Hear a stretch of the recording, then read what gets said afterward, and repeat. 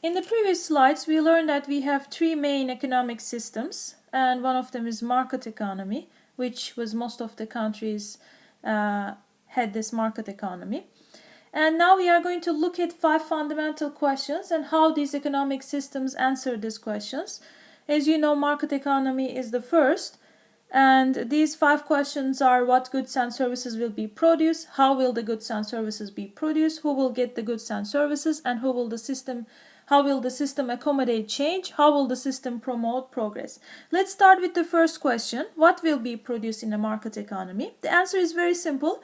The goods and services that can be produced at a continuing profit will be produced, while those whose production generates a continuing loss will be discontinued. So the next question is: what is a profit? Profit and losses are the differences between total revenue a firm receives from the sale of its products and the total cost of producing these products.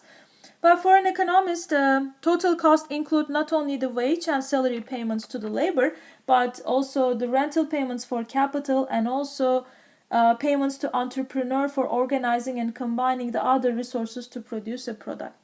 So in an industry, if there are continuing profits, in which case, let me write it here, total revenue is greater than total cost, so there is a profit in the industry. The industry will start to expand, and the resources, the economic resources, will shift toward that industry, and the firms are going to get bigger, and there's going to be a growth in that industry. If there is a continuing loss, like total revenue is less than total cost, that industry will shrink and resources are going to be shifted away from that industry. So as you see, the idea here is consumer as sovereign in the market economy. So consumer sovereignty is crucial in determining the types of quantities of goods produced. Or we can say dollar votes. What does that mean? Dollar votes. The dollar amount spent for the goods and services or for the industry shows that that industry is going to grow or not, and that goods and services are going to be produced in the economy. For example, if dollar votes for a certain product are great enough to create a profit, business will produce that product and offer it for sale. In contrast, if the dollar votes do not create sufficient revenues to cover cost, business will not produce the product. So as you see, the consumers are here sovereign. Their sovereignty decides which goods and services are going to be produced. The dollar votes of consumers determine not only which industries will continue to exist, but also which products will survive or fail. Only profitable industries, firms, and products survive. So firms are not as free to produce whatever products they wish as one might otherwise think. So there is some limitations in market economy too. Consumers' buying decisions make the production of some products profitable and the production of other products unprofitable, thus restricting the choice of businesses in deciding what to produce. And the second, how will the goods be produced? So the next question is, what combinations of resources and technologies will be used to produce goods and services, or which technology, right? The answer is again easy, in combinations and ways that minimize the cost per unit of output. This is true because of the inefficiency problem.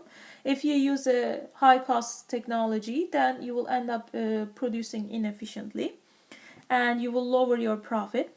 As a result, any firm wishing to maximize its profit will make great efforts to minimize production costs. These efforts will include using the right mix of labor capital, given the prices and productivity of these resources. And they also mean locating production facilities optimally to hold down production and transportation expenses.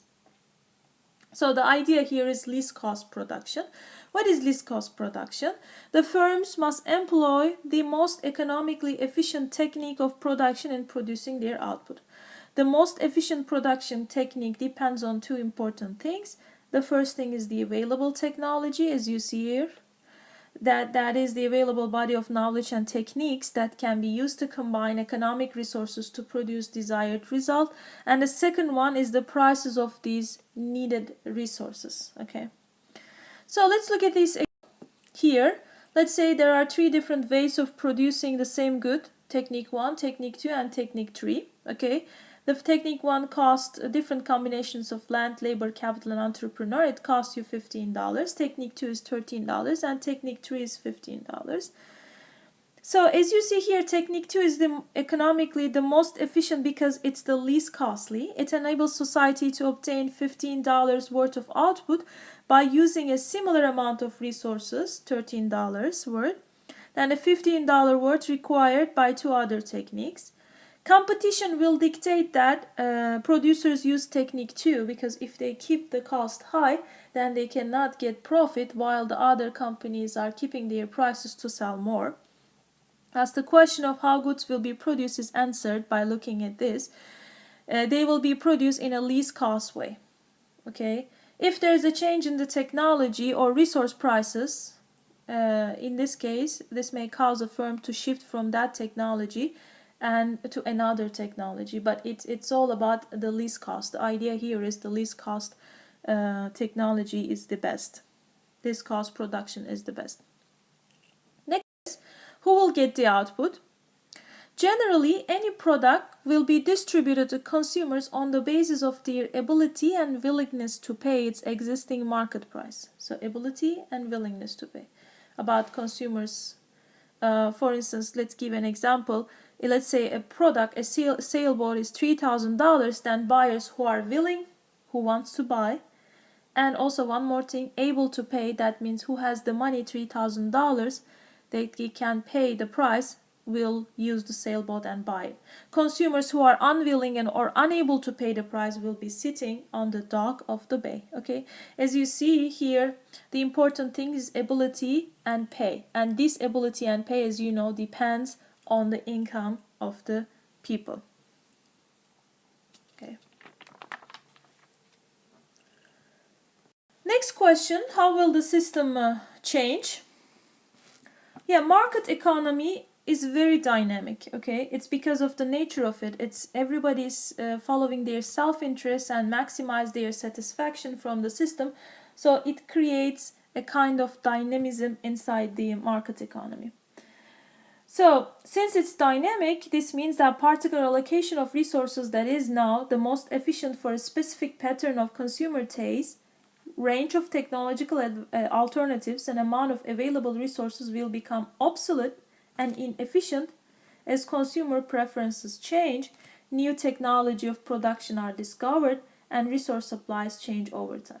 So how the market will adjust this change, or can the market adjust this change? Yes, of course. Suppose consumers' taste change. For instance, assume that consumers decide they want more fruit juice, less milk. Okay, so those changes in consumer taste will be communicated to producers through an increase in spending on fruit and a decline on spending milk. If you keep that other things equal, price and profits in the fruit juice industry will increase, and those in the milk industry will fall, and self-interest will induce existing competitors to expand output and entice new competitors to enter the prosperous fruit industry. You see, the adjustment is already done because now the consumer taste change. It is reflected to the demand, buying decisions, and also the price of the product. And this will actually reflect it in the profit for the firms, and the resources will be allocated again. So this directing or guiding function of prices and profit is the core element for the market system. Okay. Without such a system, a government planning board or some other administrative agency would have to direct business and resources into appropriate industries. A similar analysis shows that system can and does adjust to other fundamental change, like there is a change in technology or in the prices of various resources. Okay.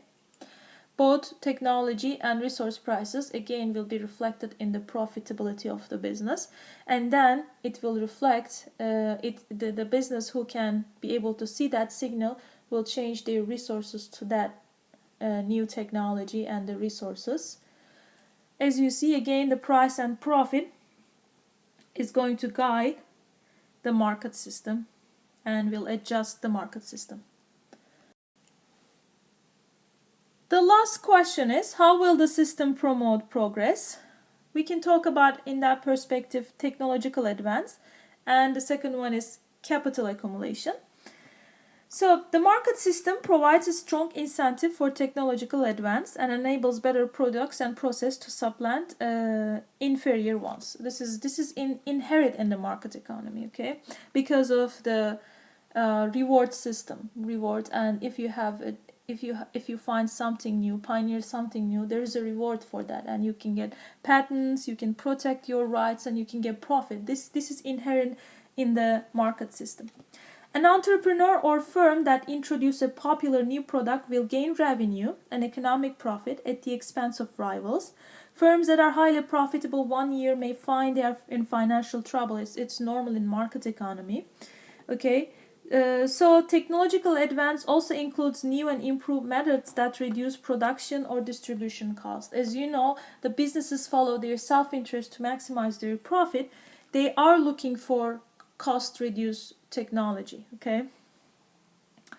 And also the market system promotes the rapid spread of technological advance throughout an industry. Rival firms must follow the lead of the most innovative firm, or they will suffer immediate losses and eventual failure. So you have to be up to date for this new technology. In some cases, the result is creative destruction. So what is creative destruction? The creation of new products and production methods completely destroys the market positions of the firms that are wedded to existing products and older ways of doing business. For example, the advent of compact disc, okay, largely demolished long play vinyl records, and also iPods is also destructing the CDs. It's like that always. Think about digital watches. The new technology is destructing the old technology. And the next one is capital accumulation. Most technological advances require additional capital goods, and the market system provides the resources necessary to produce additional capital goods through increased dollar votes for those goods. That is, the market system acknowledges dollar voting for capital goods as well as for consumer goods. Okay, so here, as you see, who counts? If you are going to ask a question, who counts the dollar votes for these capital goods? Answer is easy: entrepreneur and business owners. As receivers of profit income, they often use part of that income to purchase capital goods, and they do that because they expect more profit in the future, and more profit and income in the future. And if the technological innovation that required additional capital good is successful, if that's the case, they expect that. So they usually count for this dollar votes. Okay. So next, as you see, we can summarize all market economy by a famous phenomena which we call invisible hand. In 1776, Wealth of Nations, Adam Smith mentioned that invisible hand in his book. So what is actually he's trying to say that operation of a market system creates a curious unity between private interest and social interest. How this happens, let me try to explain. For example, we have seen that in a competitive environment, business seek to build new and improved products to increase profit. So they maximize their profit, right? To maximize their profit, to maximize their satisfaction, self-interest, they want to maximize their profit. But to increase their profit, they need to use the least cost technology, least cost production technology. And by doing so, they are actually using the economy's resources efficiently. And while the business increasing profit, they are trying to produce enhanced products, and this enhanced product increase society's well-being. As you see, businesses using least cost technology, using the resources efficiently, and then they produce, because maximizing profit, and they produce enhanced products because consumers are voting to the products through dollars. If they like it, they continue to buy, and if they want it, they continue to buy, and that signals to the business to continue that business. So if there is no profit opportunity, businesses are closing and they go to the profitable business. And they go to the profitable business and they again look for least cost production, and then they look for the best that they can get from this least cost production. And here as you see, there's no one. Invisible hand is not something like scientific phenomena here. It's something like there is coordination between the agents of the economy. While they are pursuing their self-interest, they are actually maximizing not only their self-interest but society's well-being altogether. Okay. So I want to mention and re-emphasize three merits of the market economy. The first one is efficiency.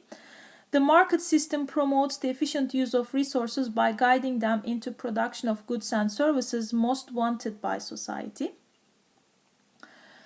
And incentives, the second one. The market system encourages skill acquisition, hard work and innovation. Greater work skills and effort mean greater production and higher incomes, which usually translate into a higher standard of living. And the third one is freedom. The major non-economic argument for market system is its emphasis on personal freedom, because everybody is pursuing their self-interest. They are not unlimited. That doesn't mean that people have unlimited choices, but they pursue their self-interest. And even the business firms do not have unlimited choices. They are producing the goods that the consumers want. Okay, these are important points that is brought us by market economy.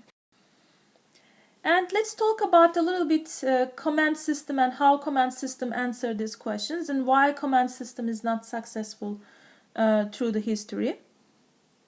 As you realize that many command system like Soviet Union, Eastern Europe and China failed. Those systems encountered important problems, but two of them are really important. The first one is the coordination failure. The first difficulty of the Soviet system was not be able to coordinate the economic activity. The central planners had to coordinate the millions of individual decisions by consumers, resource suppliers, and business. So only single mechanism tried to coordinate all the economic activity. Consider the setting up a factory to produce tractors. The central planners had to establish a realistic annual production target, for example, let's say 1,000 tractors. They then had to make available all the necessary inputs, labor, machinery, electric power, steel, tires, glass, paint, transportation for the production of and the delivery of 1,000 tractors. Because the outputs of many industries serve as inputs to other industries, the failure of any single industry to achieve its output target causes a chain reaction. Okay, if there is a failure in one of the input, then it's going to affect the tractor industry because they are connecting to each other. But it's very hard to control these things too, because in market economies, every industry works the best because there is some kind of incentives. The managers do their best because they know that they are going to get a reward if they make the company profitable. But that is not true for the command economies, and this creates a huge coordination problem. So a lack of a reliable success indicator added to coordination problem in the Soviet Union and China prior to its market reforms. We know by now that market economies rely on profit as a success indicator. Profit depends on consumer demand, production efficiency, and product quality. All these things has to be together. In contrast, the major success indicator for the command economies usually was the quantitative production target that the central planners set for you. So it's not like there is no profit motivation here. There is a target, you need to fulfill the target, but no incentive. Okay. And given that, let's talk about the incentive problem. The command economies also faced an incentive problem. Central planners determined the output mix. When they misguided how many automobiles, shoes, shirts, and chickens were wanted at the government determined prices, then it happens that there is persistent shortages and surpluses of those products arose. So the here is that since these sectors are connected to each other, and there is no incentive mechanism for managers to make the production the best possible way, there are some shortages between the industries. This leads to shortages in the many goods and services in the economy. Okay, these two things create many problems. That's why these systems cannot survive, and then they turn their system to a mixture market economy.